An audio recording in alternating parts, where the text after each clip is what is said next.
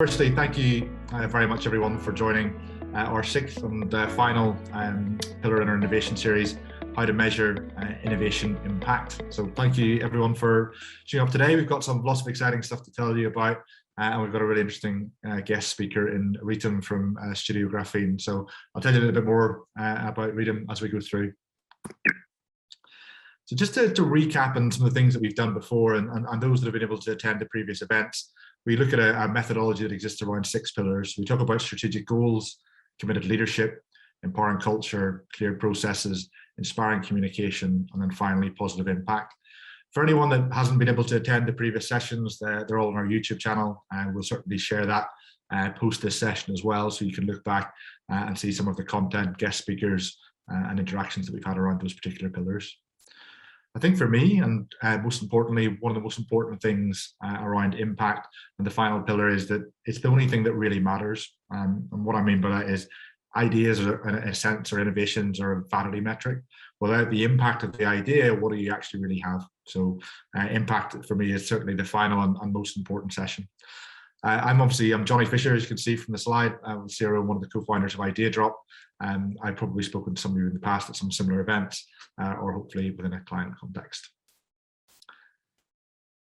So just a bit of housekeeping, if you will. Obviously, we're still digital rather than in person, and maybe I hope that will change later this year or early next. But whilst we're remaining digital, you can also still join all our LinkedIn groups. So everyone on the call today is invited. All our previous communities and client communities exist within those LinkedIn groups.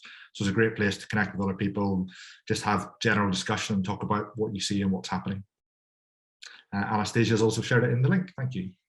So for those that don't know anything about us, and this is the first time to one of our events, who are we? We're Idea Drop. We help capture and action the best ideas from your people.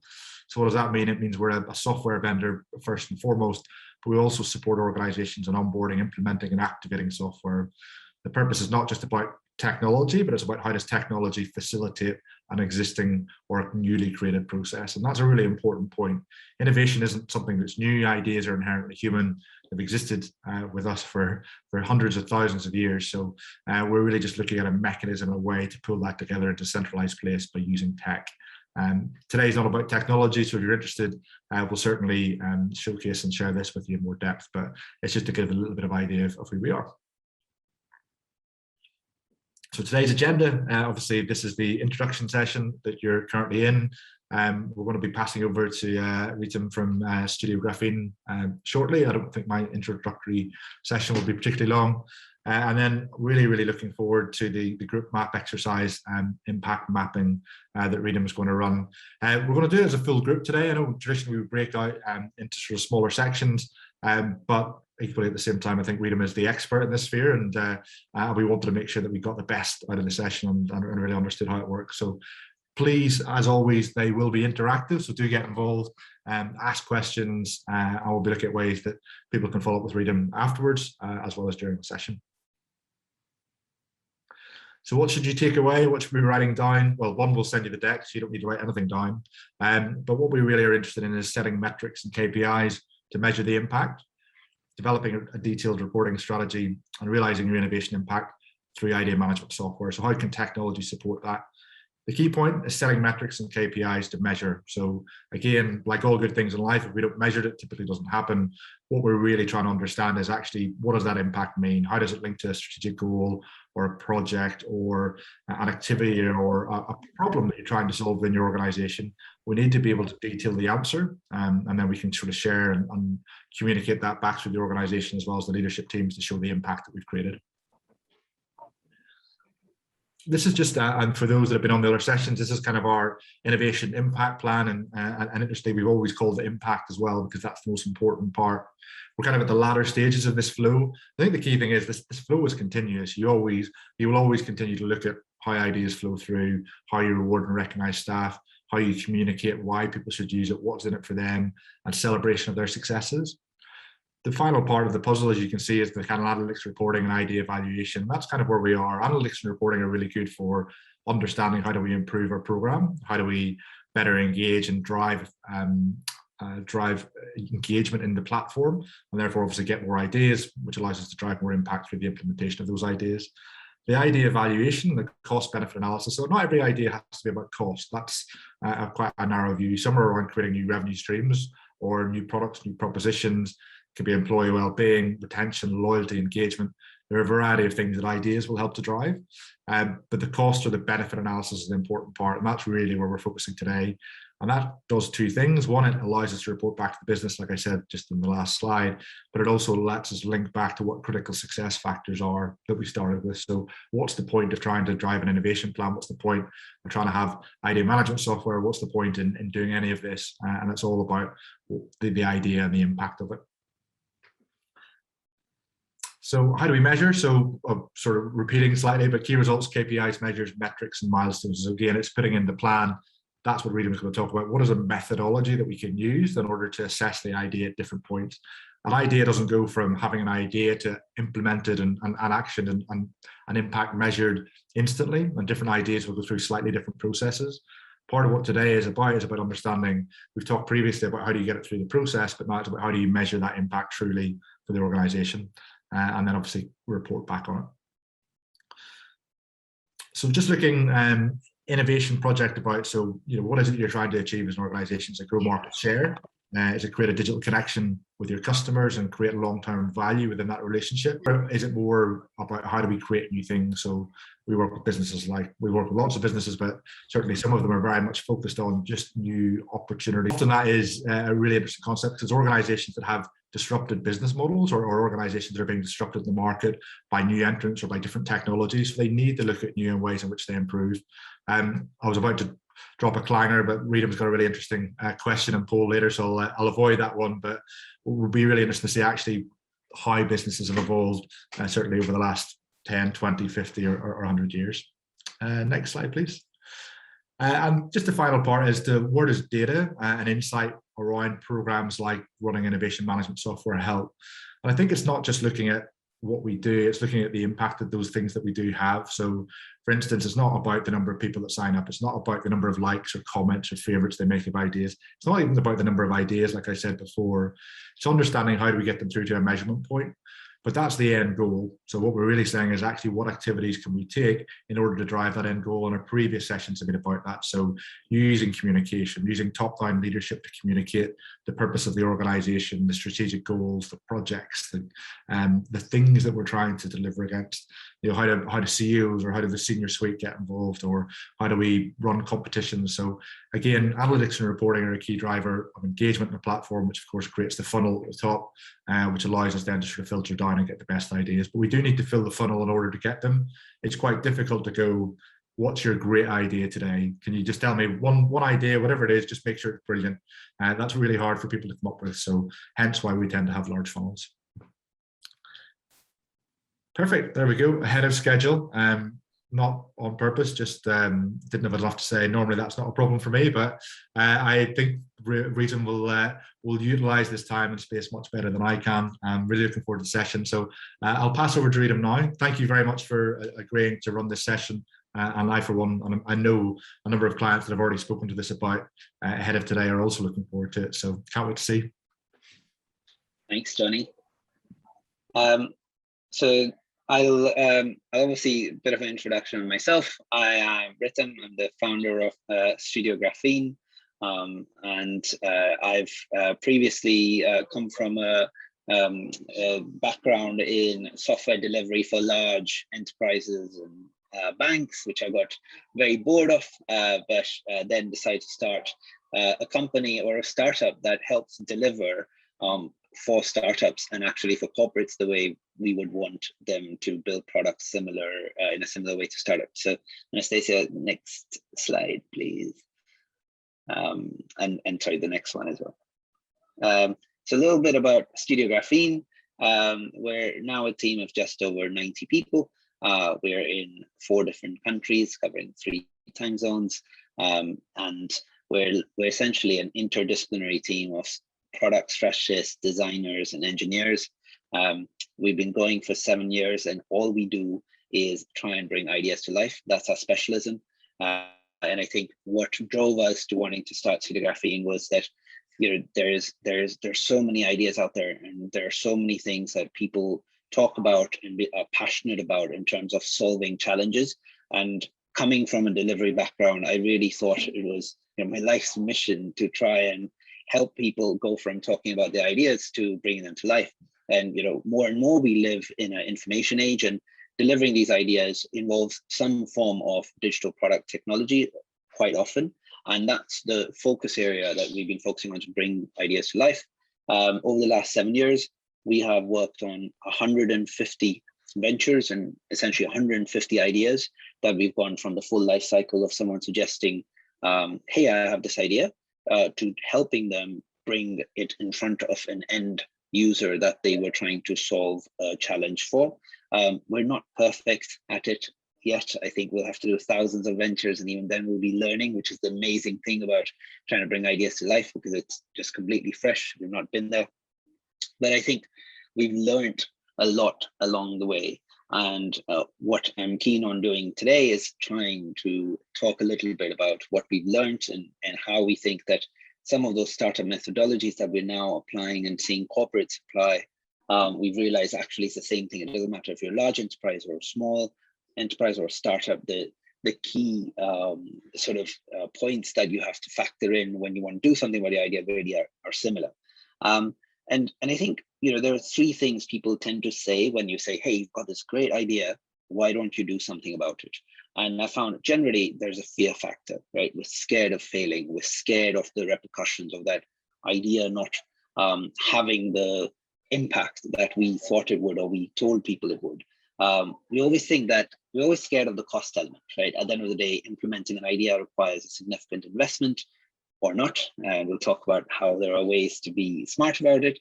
But essentially, that's something that holds us back, because we're effectively taking a risk and we're putting money out there on behalf of our organization or individually.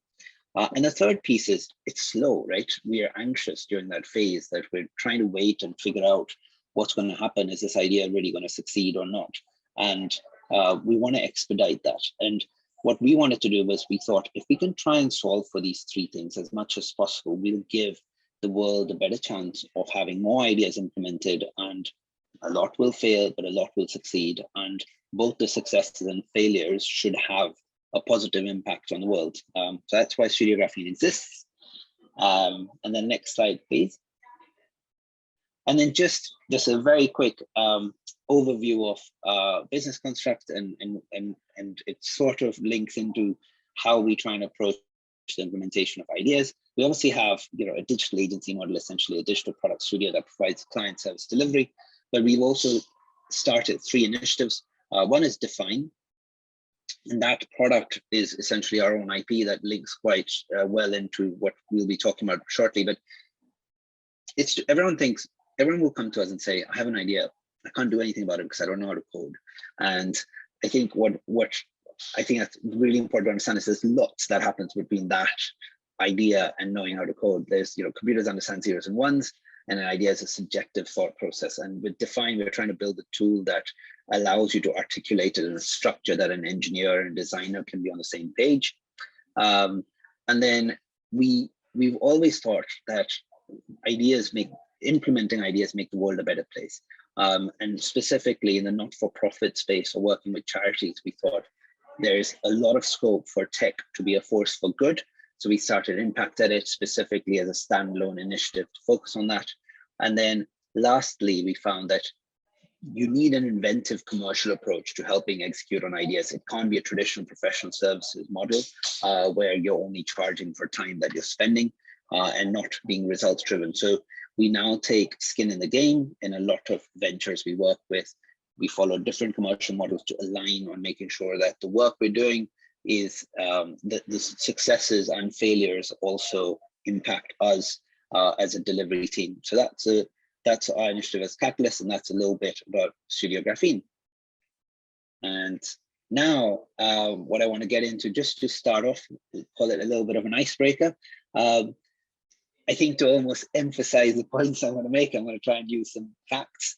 The first one is, why is there a need for corporates to, in some ways, behave like startups is the point I'm trying to make here.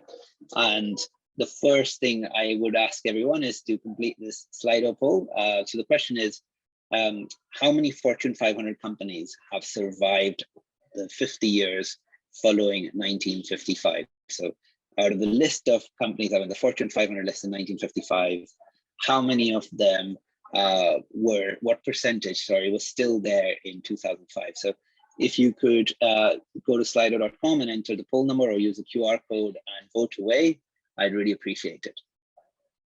I feel like I've cheated, Ritam, because I asked the answer earlier, but yeah, I know you did. Well, also I realized people can just Google it, right? There's loads. By the way, there's loads of these stats around, and I was trying to figure out which one's most impactful. Should we show the results? Yeah, let's do it.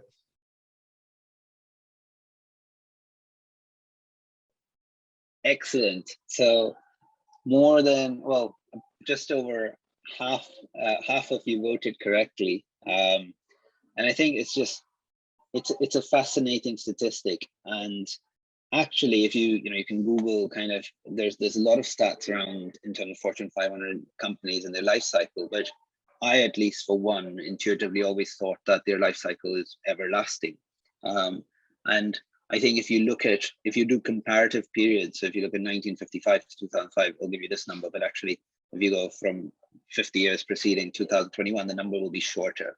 And just like they talk about semiconductors, and they say that, Moore's law, the semiconductors keep getting more and more efficient, and hence computers will keep getting faster, etc.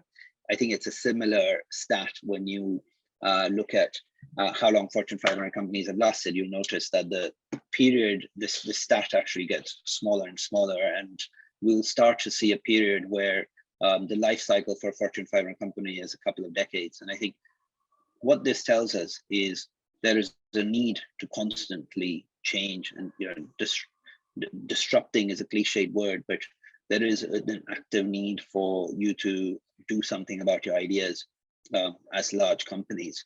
Otherwise, there will be a startup that will do something that will effectively address that market need.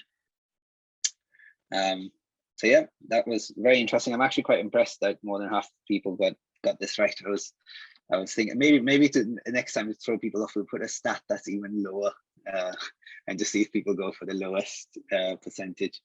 But yeah, thank you for that, and hopefully I think that teaches us something. So then the next one, and I know that this discussion is around how do large enterprises or enterprises across the board also innovate, but we're taking a kind of startup-led approach. So the next question is to ask what happens as a startup that leads you to fail and not become successful. So similar, I think, there we go, brilliant.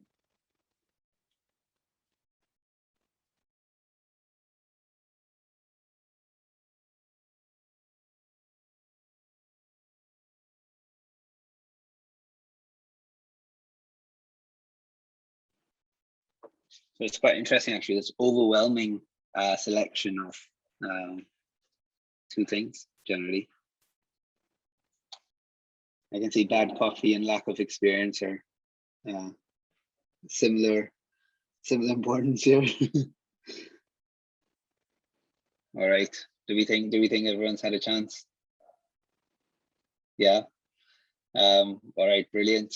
So I think to talk through this, well, the top two reasons I think everyone's got right, more or less, is product market fit and cash flow.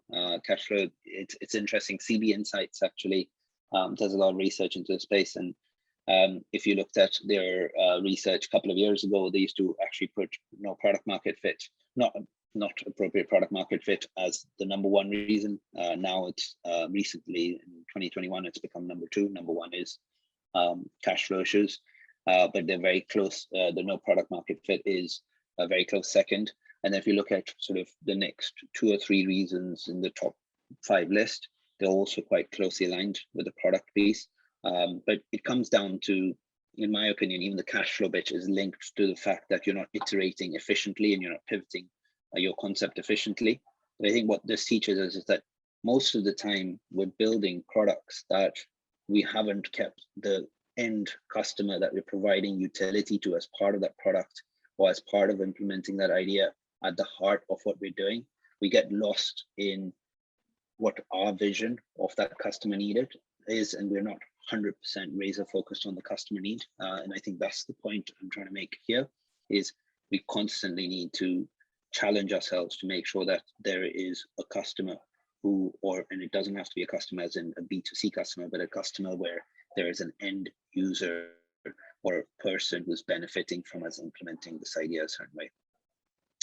So really the rest of what we're going to quickly talk through before we go into a bit of a workshop mode is to talk through how do you ensure that the ideas you're implementing, you implement them in a way that you're having the impact that you desire having as part of the idea, and how do you measure that you're having that impact, and how do you iterate? Because I think one of the things that we sometimes forget is that this is not a point A and a point B. It's a constant journey.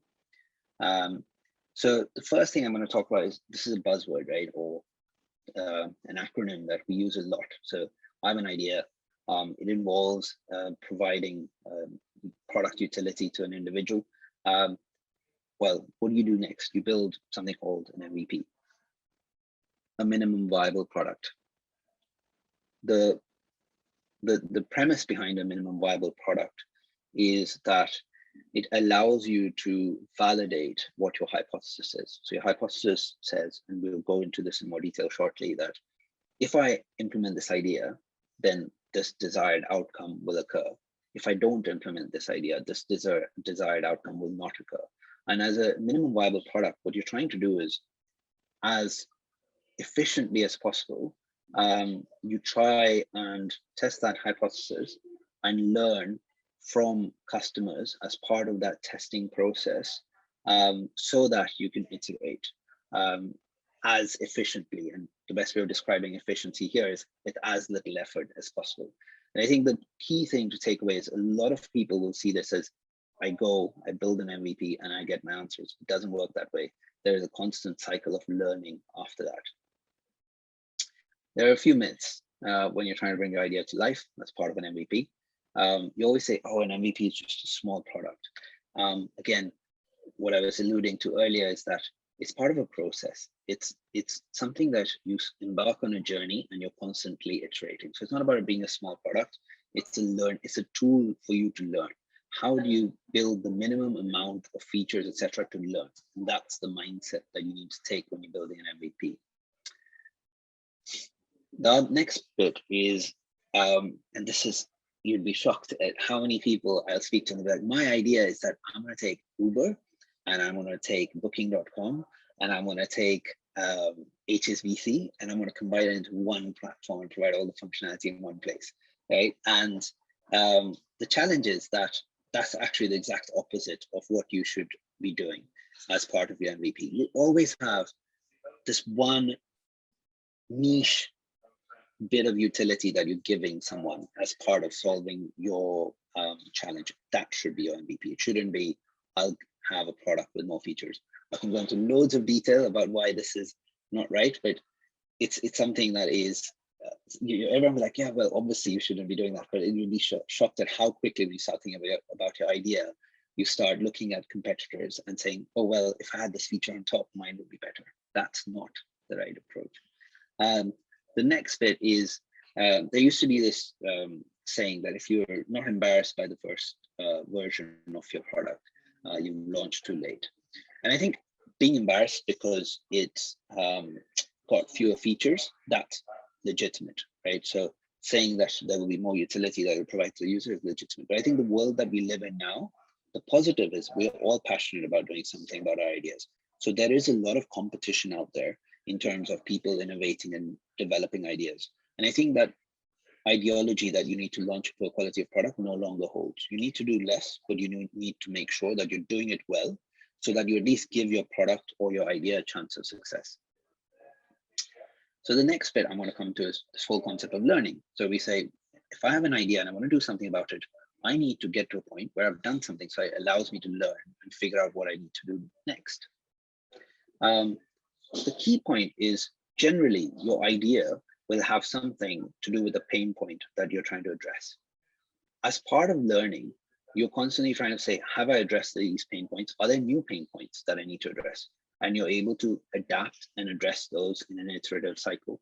There's always this, you look online and like there's an agile manifesto, there's this whole ideology in terms of how you deliver software, etc. And people always say, build, measure, and learn. And it's a constant positive cycle. So you're building something, you're measuring if you've achieved the goals you wanted to achieve as part of building that. And as part of those measurements, you're learning what you need to do to build beyond that. And I'll go into this in more detail shortly. You need to make sure that you're doing everything possible to get feedback. Whether it's using tools to observe customer behavior or people who are using your product, their behavior, reviews, using, the number of folks who I've seen, even at large enterprises, large products, who put in their senior staff, who put in the effort to go and speak to customers directly and do the customer support directly, not for anything else, but to learn. There is huge amount of benefit in doing user interviews, right? We get too close to an idea and we'll say, okay, you know what, we know everything. That's where you're like, the moment you think you know everything about your idea and what needs to be done to make it successful, pinch yourself and go speak to users. Try and build a community of folks who are passionate about your idea or as passionate as you are and want to give feedback and want to contribute, and then keep them engaged. Show them that you're listening to them. They will give you so many insights. They'll give you insights that you would have never ever thought of yourself. Now to the big kind of focus area of what we're trying to address as part of this session is this concept called impact mapping. Something that you can read about. There's a short book for those of you who don't like reading large books. I think it's, I can't remember, maybe 30, 40 pages. Small blue book, and there's a lot online about it. There's the impact mapping org. There's people who've come up with different theories and different versions of it. But in essence, it's the realization that when you're implementing an idea, many people go away and forget what impact they wanted to have as part of that idea. And all of you, I think, on this call would have read and heard about large failures in software delivery and product delivery. And I think the challenge that poses is that it creates this illusion that I talked about earlier, which is people think that implementing your idea is A, scary, B, expensive, and C, slow. It comes from, we know about the biggest technology failure of all time was the delivery of the NHS data collection on patients. I think it lasted years and years and years. I was at Accenture when that project was being worked on. But it's unfair to kind of say that, look, someone did something bad. It's the illusion that we believe that building large software will solve our problems. It's not the case. We have to constantly go back to the impact we're trying to have. But all of you would have heard of software failures and thought, hang on, delivering ideas is tough and failures are painful. How do you solve for that? Is focus on the impact. Because if we go off on a tangent and build something that doesn't give us the ability to measure and learn, we can't create a successful delivery model. How do you start this? The key is you need to have very clear objectives. What is it that you want to do as a business, or what is it that as an idea you want to achieve? By having those objectives, it makes sure that acts as a single point of truth. So I always say, if let's say 5 of you are discussing an idea, you might have very divergent views on what the features should be or what it should look like, what color should the screen be. But it's very likely that you will agree on what value you want to deliver to an end user. That gives you the focus. The last bit is it also allows you to measure. So it allows you to determine is my implementation of the idea going right? And the way this works is that you need to first have goals. So as part of your idea to implement it, you'll have a goal that you're addressing. that goal will have what we call actors. And those actors are individuals that you believe based on your idea, you're solving a challenge for. So you should always ask yourself, okay, let me describe, and people talk about personas and people find it a bit fluffy, etc. But it actually helps quite a lot. I think people go off into, like, I know folks from, I don't know if there's anyone from branding here, but I know like branding companies will go off into, you know, there's this persona of this person, this age, you know, from this country doing this job, and this is their personal life, blah, blah, blah. But it actually helps just describing what is it that this person does. And that allows you to define your actors. And then the last bit that is part of this sort of three-stage way of defining impact is, what is the impact that you want to have for these actors? Keeping that individual that you're trying to give utility to as part of implementing your idea at front and center. And then you should go into what are the deliverables to deliver that impact. What happens when people try and implement ideas, in my opinion, is most of the time they skip these three stages. They skip the goal stage, the actor stage, the impact stage. They just say, I have an idea, I need these features to be built. And then they build them, and there's no measurement and there's no alignment to the impact. All right, so that brings us to our workshop stage of today's session. And all we're trying to do is get everyone to think about what is it that they want to achieve in terms of goals for ideas that they've been thinking of.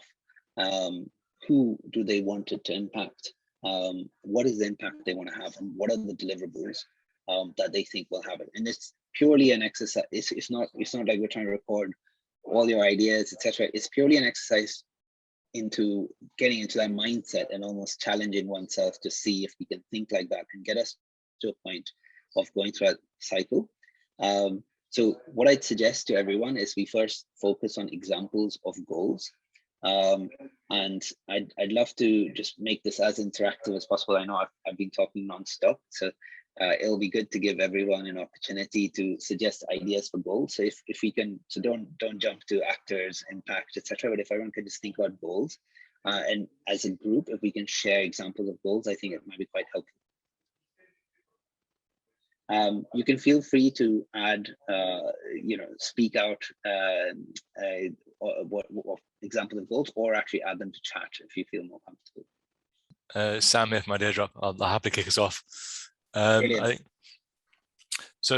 think one of the key goals sometimes we see clients want to come up with is to save money or by improving a process. So sort of make a 5% saving on a process, perhaps. So it might be something you're doing as a company, and you want to achieve an outcome by making that more efficient. Let's say by 5%, because everyone likes having metrics in there. So that would be a sort of a goal some clients want to work towards. Yeah, that's a good example, because I think one of the things people also talk about is a well-defined goal has a measurable metric assigned to it. And I think saying something that is putting out a goal out there that you're describing, which has a growth element. So you'll see here that the example impact mapping org always uses, grow mobile advertising. I think a positive goal tends to also have almost a kind of intuitively positive positivity associated with it. So yeah, I think having something that's a positive impact but also measurable is great. Grow adoption of Microsoft Teams. Okay, I agree. That's it. Actually, I really like that goal example, because it's not got anything to do with necessarily building a digital product. It's just simply a business goal. So solution that will minimize risk of a regulatory change. Again, I would define this goal as minimize the risk of regulatory change. Create new revenue streams. Better quality of care. Okay. Excellent. Okay, some very cool goal ideas. Transfer patient appointments to online systems. Reduce costs of electricity. Wow, okay, loads of them. automate processes, improve client experience, and then net zero. I think this is going to be a massive, we're going to start to see these goals to do with net zero requirements come through as well, quite a lot for organizations. All right, so now I think it'll be great to talk through examples of actors. And I think this can actually get quite tricky. So let's pick a few goals and talk through example actors. So let's pick the Microsoft Teams one, because I think that's quite a cool goal, because it's not actually, hey, I have this product idea. So who do you think would be the actors who are impacted or that you're trying to impact through the adoption of Microsoft Teams? Again, feel free to put it into chat or speak up. So when you say actors, which mean I guess potentially the end users or the actual people that want the adoption, so I guess the facilitators, or could it be both? Is it any? I'm so glad you asked the question, because I think the whole point is it's both. Yeah. Okay. Right. So I'm really glad that, and this is the classic thing. Like, we always think of actors as just being like an end user and consumer. So I think exactly whoever's put into this, Gagan, you've put into the chat, exactly. So it's employees, partners, everyone gets, these are all actors. So I'm hoping this is partially what went through people's minds initially. You would have said, okay, the actors are just employees. We want using Microsoft Teams more, but actually it's not limited to them. There are other actors. There are the folks who might be trying to push out the adoption of Microsoft Teams. It might be the technology support team who support you with any issues you might have with Microsoft Teams. These are all actors. You need all these actors to be participants in the goal actually being delivered, if you think about it. So, if you have employees trying to use Microsoft Teams, but you don't have your technology support helping where there are problems, you won't achieve your goals. So you got to think of all the actors that are involved in achieving that goal. I like that message, Luddites, otherwise they'd be using Microsoft Teams already. But yeah, exactly. So people who work in procurement to get software licenses, etc. I'm going to take a couple of other examples that will be nice to chat through. So I think the next one, unless anyone has preferences, I love the kind of automate processes one, because it's so generic. It's a goal to automate processes. But again, if anyone can share ideas on chat about in their organization, who would be the people who would be involved in automating your processes? Yeah, so I think these are all examples that we'd expect. So you'd have folks who are in your engineering team trying to build automation tools for your processes. You'd have compliance, because they'd have to agree to those processes being changed. You'd have employees who have to agree to using those new processes, and the actual automation software is an actor. That's a really interesting point, and I'd always feel that there'll be two schools of thought on it, because one could agree that implementing that automation software is a deliverable, but equally, normally you define actors as identifiable individuals, right? Someone you can describe. But okay.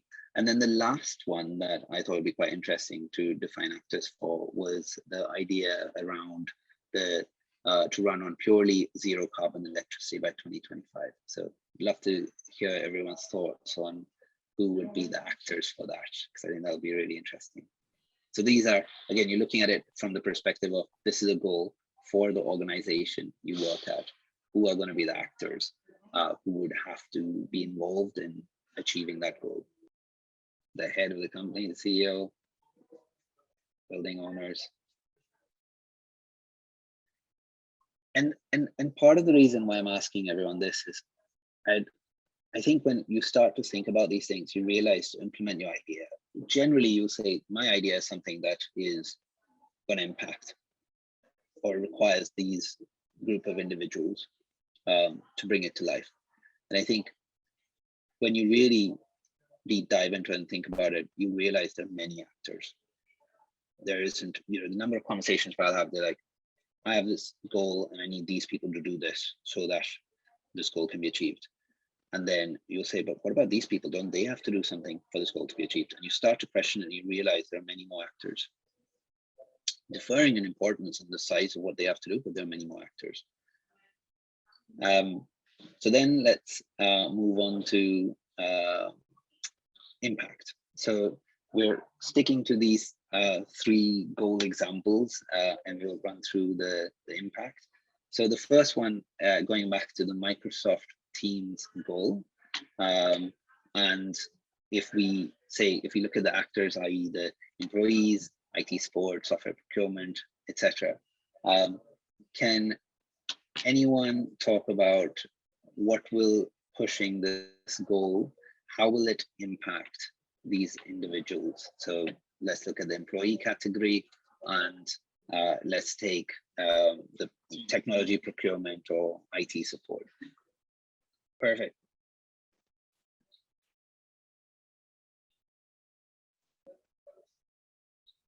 Through MS Teams fatigue or Zoom fatigue.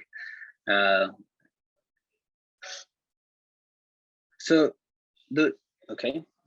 really helpful to talk through these impacts and get around thinking about them. The next one was automation within your organization, and we talked about actors being.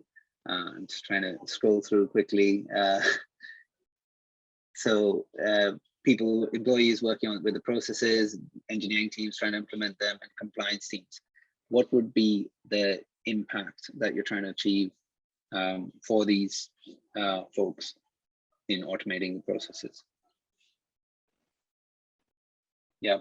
So again, this is so many ideas in organizations are based around trying to automate, and there's always similar suggestions, right? So you're saving costs, you're finding bottlenecks in the process, saving time, making organization leaner, etc.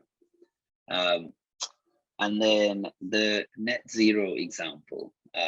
So thinking about the actors we talked about, people like facilities management, the population, but also, in terms of the head of the organization who's trying to implement those net zero targets, employees, what is the impact on each of those you would expect to have? More time, being more ethical, okay. Environmental benefits. I actually, one of the things I always think of the net zero piece is in the future, we're definitely going to have some sort of taxes linked to it, and organizations will be rewarded for managing their carbon emissions. So that would be an impact on, for instance, the CEO. Exactly. Okay, brilliant.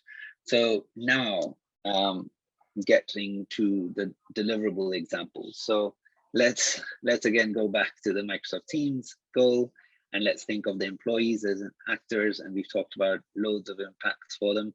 What are the deliverables you need to successfully roll out Microsoft Teams linked to the impact on employees that we've talked about? Yeah, exactly. So you'd want to achieve a single source of truth impact. That's a good one. To achieve that, the deliverable would have to be that all users in the team have to be trained and onboarded onto Microsoft Teams. All right, and then let's go through the automation example. So this is looking at process automations, and you've got folks like compliance and employees that are partaking in that process automation involved. What are the deliverables that you need to put in place to have that impact? So yeah, again, classic example, you need, then one of the deliverables is to deliver training to use the software, to actually build the automation. You'd want to be able to measuring the values delivered as a deliverable, absolutely. And then last one is to achieve those net zero targets for the head of the company, for the employees, etc. What is the deliverable associated with impacts we want to achieve with them? Some examples would be great. So classic example, exactly, we'd have to see if we're actually compliant. Need to find a partner to help offset the carbon emission, whatever the carbon footprint that we're accruing, the ability to measure your carbon footprint, current utilization data, exactly. So I know in some ways it's quite interesting. I've done this exercise previously face to face with post-it notes. It's a very different experience to trying to do it virtually. So firstly, I know it's quite tedious and challenging to do this virtually, so thank you. But I think the reason for going through this workshop with everyone is to try and showcase how most people jump all these steps in their thinking and thought process when they have an idea. They will tend to go straight to the implementation. And by doing that, and the reason is because it is true, execution is everything in the end. Because if you don't execute, you don't really see your idea come to life. But by jumping this step, what you do is you don't make your execution measurable. You don't make sure it's aligned to a single point of truth. You don't make sure that you're putting in every bit of effort to efficiently deliver for your goals. And the reality is what we've just been through is part of the execution.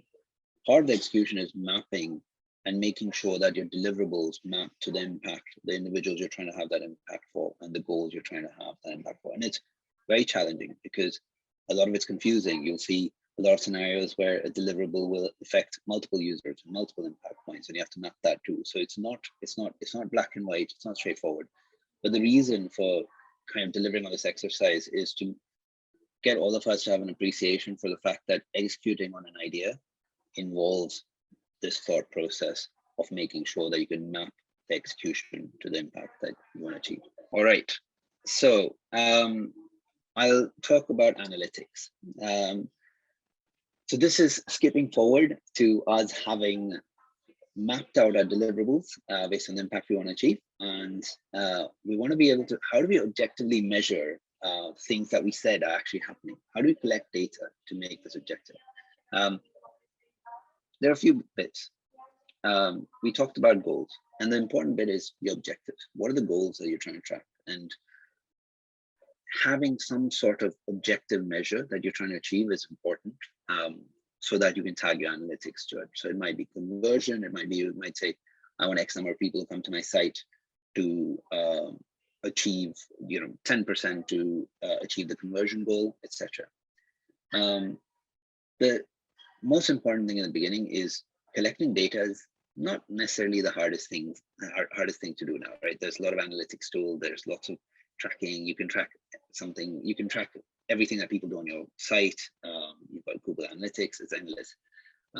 But too much data means that you get lost in the data, and you don't necessarily get what you want out of it. So be very clear about, you've got tons and tons of data, but what do you want to actually use, and be selective about it. The next bit is you're constantly thinking about what are the next stages of delivering your idea.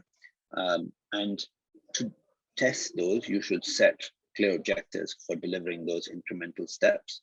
And it should always link back to the business objectives that you had in place originally. There's a concept called heat maps. I don't know if everyone's familiar with it, but you can see, if you have a digital product, you can see where users are going on the page. There are lots of tools to do that. And it's really interesting because we've talked a lot about coming up with what deliverables you need to create, but so much of what you do is to do with the experience you're delivering. And if the experience doesn't make sense, people can't really do much in terms of helping you implement your idea. So I'll talk about an example. We implemented a new idea for an e-learning platform, and we found that people weren't clicking on the next stage, and the impact we wanted was for a certain percentage of users to go through the funnel and go to a particular stage, and we weren't achieving that impact. So we decided to do A/B tests, and we tried a scenario where the next stage of the funnel was this not very nice looking, slightly ugly, bright colored pulsing button on the screen. And we compared the two examples, and overwhelmingly, the scenario in which we had the pulsing button got, I think, something like 76% of individuals through that funnel. And that is a classic example of us measuring and implementing something, but we learned that something was going wrong based on the heat maps, because we could see people weren't actually going to that part of the page. So there's sort of hard analytics and data, but there's also soft analytics and understanding from things like heat maps and recordings. Here are some examples of tools that you can use. I think one really important point to note here is that most of these tools are either free or nearly free, or have, if you're trying to use them at a limit on a limited basis, they're very cheap and or free. And a lot of people assume that, to be able to build your product and measure these things is the expensive and time-consuming process, but it's not. The hard part is then going through and sifting through the data and learning from it. But all of these tools are easily tools that you can integrate, and they give you both kind of quantitative data, but also qualitative. So Hotjar, for instance, does the heat mapping and screen recording, so you can view how people are using a product that you've created. Google Analytics, I assume loads of people on this call are familiar with, but it gives you all of that funnel analysis. It allows you to do things like conversion tracking. So it'll allow you to do analytics to see if you've set goals on your web platform, if people actually, for what percentage of people are converting to those goals, but also what is the funnel that they're going through to convert to those goals. Firebase, similarly, actually has some great tools that you can use that you can integrate with mobile apps. And then there's Amplitude and Mixpanel. There's a long list of tools. These are just 5 examples, but if you Google tools that you can use to understand qualitative and quantitative data associated with a product you're implementing, the list is very long. The next bit I was going to talk about is opportunities. At the end of the day, executing on an idea is trying to do something about an opportunity that you think exists. If all of us sat on this call and we said we're 100% sure that this problem statement is actually true, it is a problem statement, and we need to solve for it, and this is what we need to solve for it, we'd always be executing on ideas. So the hard part is essentially identifying opportunities. What are the ideas that we can actually do something about from an execution perspective?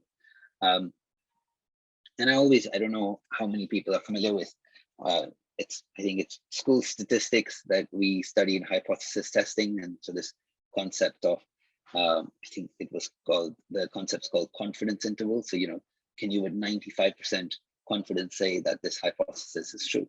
But really, I think it couldn't be truer that implementing and executing an idea is very much around proving a hypothesis. If you sat here and said, I'm 100% sure that implementing this and doing this will have this impact, then surely we'd all do it, right? There's an element of risk, and you're trying to de-risk it. And the way you're trying to de-risk is firstly identify an opportunity and find the likelihood that executing on an idea that addresses that opportunity addresses it for the opportunity that you've come up with. So throughout this process, there's loads of ways that you can test that hypothesis. You don't have to go out and build a digital product.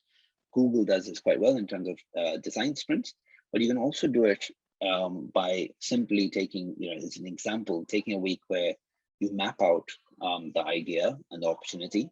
You sketch out what is the solution that you want to provide someone. You then decide to essentially take a particular route to implementing it, and then you can prototype it. And there's this concept, which I'll come to in a second, but people talk about concierge MVP, which is you don't actually build a digital product, you just go and pretend like you have it, and then you test with those people if it solves the challenge that they have. But this entire piece, the point I guess I'm trying to make is you have a hypothesis and you want to do as little as possible to de-risk that hypothesis. Again, there are loads of ways of validating opportunities. There's a huge movement of no-code platforms. You can spin up prototypes by dragging and dropping applications the same way as if you were creating this PowerPoint slide. Concierge MVP was an example I talked about, which is pretending like the product exists, almost acting it out, and seeing how people use it and react to it. Loads of testing tools. There's things like Google Consumer Surveys. You can use design prototype tools where you can do sketches and put them out in front of people and to see their reactions. There's I think a famous video that Dropbox created, which is they literally just sketched a few screens and conceptually made up a video with a voiceover. They never had a product, they had nothing, and that's how they validated that was an opportunity to solve something for people, but in the background there was no product. I think Amazon's a great example of validating an opportunity. There's a story that Jeff Bezos would just had a front end where people could order books, but actually what he'd do is the order would come to him and then he would physically go to a bookstore and ship it himself. And so this whole idea that to validate opportunities, you can do it in very smart ways, and you can fudge it to make sure that you're validating it as efficiently as possible. And then the last bit that I thought is useful to talk everyone through, I think most of the folks on this call will not be actively involved in the digital delivery of the idea, but I thought it's actually helpful just to give you a sense of if you're working with a product team, what are the things that you should be thinking about? Everyone will talk to you about the idea of a product backlog, and I'm sure everyone would have heard about agile delivery, etc. And really the whole thing is that we will always want to do more than we can in terms of implementing our ideas. Our to-do list will never be empty, but we have to be disciplined about it. So what a lot of people will say is, I have this idea and there's a long list of things in terms of deliverables I need to do to implement this idea. And again, we talked about examples earlier when we did our mini workshop for kind of brainstorming deliverables associated with specific impacts. And I think the key is that you need to achieve 3 things as part of that long list of things you want to do to implement your idea. One is you always want to make it visible. I have this idea, these are the deliverables I need to deliver on them. Let it be visible so that people can critique it, people can give you feedback on it, people can be inspired by it, but make sure it's visible.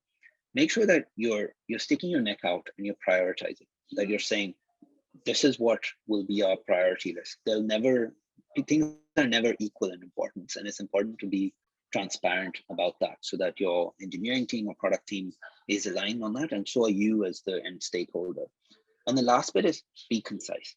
If you have a backlog of things that are needed to implement your idea that with your current resources will take 10 years, it isn't very motivating. So try and keep yourself honest on that front as well. And in terms of if you had a product delivery team, what are the things that you should hold them accountable for? Targeted rollouts. What does this rollout achieve for an impact, for an actor, for a goal? Make sure that there are constant updates to what's happening on the product side.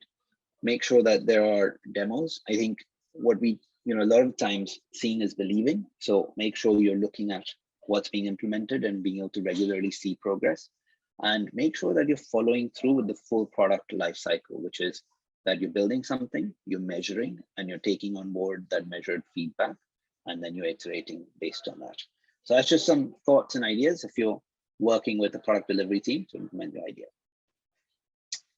And that has been me talking for a very long time. So thank you firstly very much for being so patient and listening to my long list of suggestions for what you should be doing about your ideas. And I think we'll open the floor to questions. I'd quite like to kick off, Ritam. It'd be good, to get an example of something you've recently done or something that's, I know you've got some on your website, but obviously the folks on the call won't necessarily have seen, but I think that really brings it to life, an example of where you've went into a company, because I think that's the scary bit, is that people look at it and go, when it's quite new and it's quite different, it's how do you actually do it? You're doing it constantly. Do you have any good examples of where you've had one of those problems that you could share? Yeah, and actually, I ironically, it's almost something I realized myself going through this. I realized it's very theoretical exercise, and it's quite interesting to bring things to life sometimes. But so I'll talk to a couple of examples. One of the examples which we worked on a few years ago, which was prior to sort of Deliveroo and Uber Eats and the likes, and now actually it's really exploded. There's kind of direct to consumer grocery delivery apps that do that on a standalone basis. But we had a very large F&B brand come to us and pose this challenge, which was that right now people will go and buy a product from a convenience store, and we know nothing about them. We have no demographic data. We don't understand if in this postcode people are buying this particular product, so we can tailor our distribution to more efficiently target that space, or where they're trying to purchase this product but it's usually out of stock. We have none of that data because it's all offline, and they don't necessarily get it back. And so that was almost a challenge. The opportunity was that if they got that data, they would be able to target their digital advertising spend, or even their normal advertising spend, more appropriately, and also manage the distribution channels. So then they started thinking about ideas for how do we implement something that allows us to collect this data. And we came up with this idea of creating a delivery ecosystem that they would sponsor and then manage the full life cycle of someone delivering, essentially buying convenience purchases from convenience stores, but then in return them getting data back on who was buying it, when were they buying it, from where were they buying it, for how much were they buying it. And so that was kind of one piece. But the other bit is, well, surely if you're implementing this idea, you need to deserve, there are actors, right? There is a convenience store, there is the end person that's buying the product. It can't just be about what I want as a brand. I need to give some utility to those actors as well. So then we thought, okay, what are the impacts that you want to achieve for those actors? So for a convenience store right now, you don't have, and this is again going back a few years before Deliveroo and Uber Eats delivered convenience store purchases, but you don't have another income stream from a delivery perspective. So that is what you're doing in terms of impact for that actor. As a user, you wake up on a Saturday morning and you're missing something, you have to go out and pick it up from a store, or you have to book an Ocado or Tesco delivery slot. So you're giving them utility in terms of instant 30-minute delivery points. And so that was kind of the starting point. But then when you start thinking about each actor, you start thinking of more and more bits of impact that you can achieve. So for instance, we realized that convenience stores wanted dynamic pricing. If they're the only off license available at midnight in a particular area, they wanted to charge more for the products. So we gave them dynamic pricing capability, and the list goes on and on, right? They wanted easy onboarding onto the application. So we would pull data on them from company's house. So they just had, it pulled in the director's information, all the KYC stuff, etc. So we started realizing that convenience stores wanted to be paid out sooner than credit card companies paid them out. So we made sure that for anything that was purchased through the platform, they were paid out on a weekly basis. And I think that's an example of where we started. Baseline MVP was, you can pick up something from a convenience store, integrated with a third-party delivery provider, and we get data. And then we follow that kind of validating learning process across those different actors, constantly understanding what are the next set of impacts they want to achieve. I don't want to bore everyone too much with stories. It was good. So it's pretty, to your point, testing that stuff before sort of Deliveroo and Uber Eats and a lot of other vendors come into the market, kind of. Yeah, it's kind of like the Amazon model now, isn't it? It's like you can get anything you want, it'll be there probably tomorrow. Correct. It's become, starts with early small things, but actually the market proves and other people get behind it. Exactly. Hi Ritam, Sam here. Just a quick question from my side. Yeah. When we're thinking about the other ends, we talked quite a lot about delivery. Is there sort of a perfect idea conceptually? So if someone's putting an idea on the platform, is there some things they've definitely got to include to allow them to then be evaluated later on? Yeah, it's a really good question, because I always feel like there are two types of ideas. There are ideas that are great, but are the ability to do something about them is incredibly difficult. And then there are ideas that are great, and the ability to do something about them is also quite easy. And I think, obviously, because I'm obsessed with the idea that we should do something about the ideas, I come from the school of thought that look at both those factors. And generally, I think the ones that I feel are the best ideas is where there's something that you can tangibly do something about. So you can literally map it out in your head. You said, if I did this, I believe I would be able to achieve this idea. I think there are two other things I've noticed. One is that from an idea execution perspective, if you can, if you're reasonably confident that you can map out to a set of deliverables that would give that idea a chance of success, that's a great plus.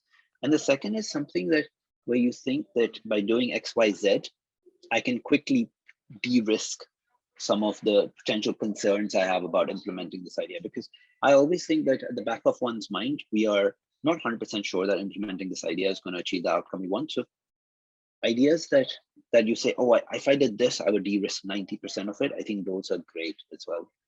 Looking at it from a person who's into the delivery of those ideas. Yeah, thanks for that. I completely agree about sort of thinking about, is something possible?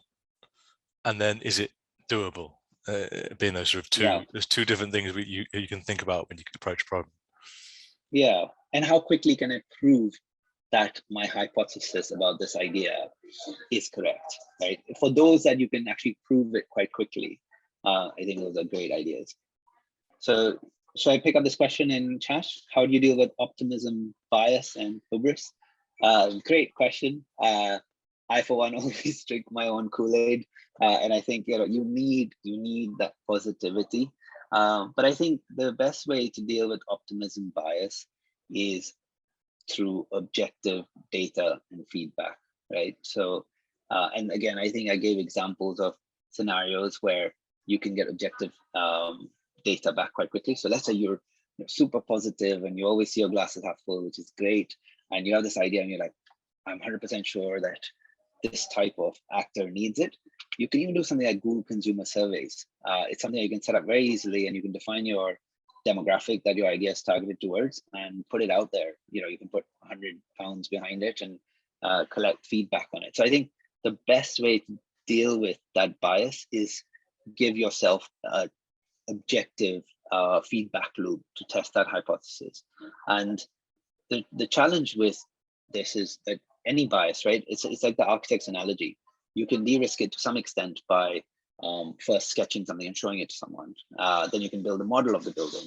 But eventually, at some point, you have to take a leap of faith and build the building and hope people will come to live in that building or use the building.